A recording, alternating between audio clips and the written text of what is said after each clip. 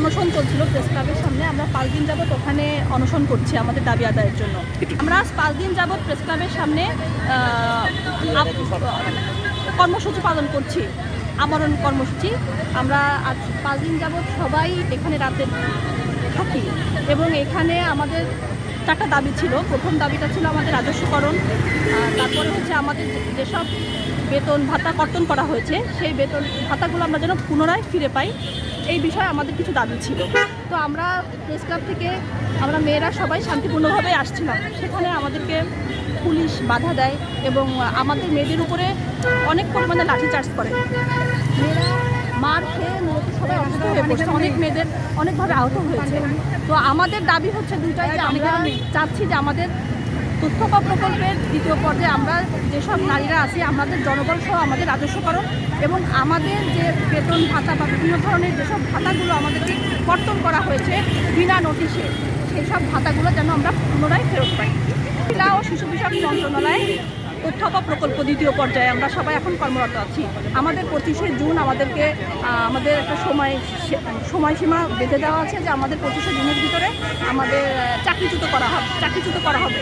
কিন্তু আমাদের কথা হচ্ছে যে আমাদের যারা উপর পর্যায়ে যারা আছে, আমাদের প্রকল্পের যারা উপর পর্যায়ে আছে তাদের কথা হচ্ছে তারা 3য় পর্যায়ে আনছে এবং সেটা আউটসোর্সিংয়ের মাধ্যমে জনবল নিয়োগ করে তারপরে এখানে তারা আবার নিয়োগ দেবে। কিন্তু আমরা যারা এখানে মাঠে 7 বছর ধরে কষ্ট করলাম, যারা গ্রামীণ প্রান্তিক পর্যায়ের মহিলাদের সাথে কাজ করছি, আমাদেরকে বাদ দিয়ে যদি আবার 3য় পর্যায়ে আউটসোর্সিংয়ের মাধ্যমে লোকজন নেয়, তাহলে আমরা এই যে 2000 মেয়ে সারা বাংলাদেশে আছি 492টা উপজেলা, আমাদের কী হবে? আমরা এখানে এসেছি আমাদের নিজেদের জীবনের স্বার্থে, নিজেদের জীবিকার। এই যে ভাবি সাধারণ করে না, প্রত্যেকটা মেয়ের সাথে উগ্র শৃঙ্খলা তৈরি করছে।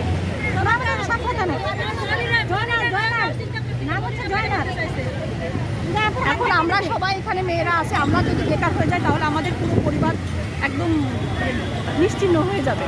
আমরা প্রত্যেকে এখানে এক একটা পরিবার থেকে এসেছি, আমাদের এখানে অনেক মেয়েরা আছে, অনেকে আছে সিঙ্গেল মাদার, অনেকে কারোর মায়ের ক্যান্সার, কেউ ক্যান্সার পেশেন্ট, অনেক অসুস্থ, কারোর হাজব্যান্ড নেই, সব কিছু মিলিয়ে নিয়ে আসলে আমরা সবাই সবার চাকরি নিয়ে খুবই চিন্তিত। আমরা যদি না খেয়ে থাকি বা আমাদের চাকরি যদি না থাকে তাহলে তো আমাদের চাকরি নিয়ে আমাদের উপর পর্যায়ে কারোর কোনো কোনো নাই, কোনো মাথা ব্যথা নেই। আমরা অনেকবার রাজপথে আসছি, আমরা দেখেছি যে আসলে আমাদের রাজপথে এসে আসলে আমাদের উপর পর্যায়ে যারা আছেন, আমাদের প্রকল্পের যারা উপর পর্যায়ের আছে তারা আমাদের এইসব বিষয় নিয়ে আমলেই নেয় না। এবং আমাদের কথা হচ্ছে যে 3য় পর্যায়ে যে তারা আউটসোর্সিংয়ের মাধ্যমে লোকজন নিয়োগ করবে, তাহলে আমাদের কি হবে? আমরা যে 7 বছর চাকরি করে আমাদের যে গ্রামীণ পর্যায়ে আমাদের যে একটা অভিজ্ঞতা আছে, তাহলে আমরা কি করলাম এই 7 বছর ধরে?